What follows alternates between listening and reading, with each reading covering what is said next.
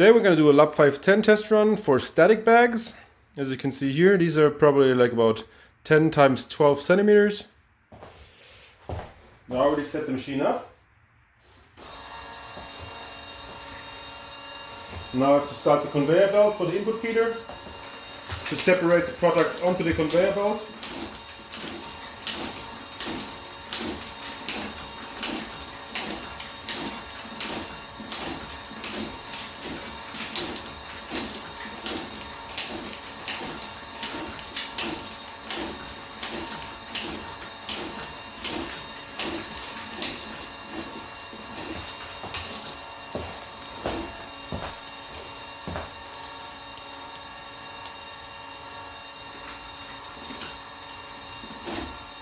As you can see, the accuracy is quite well.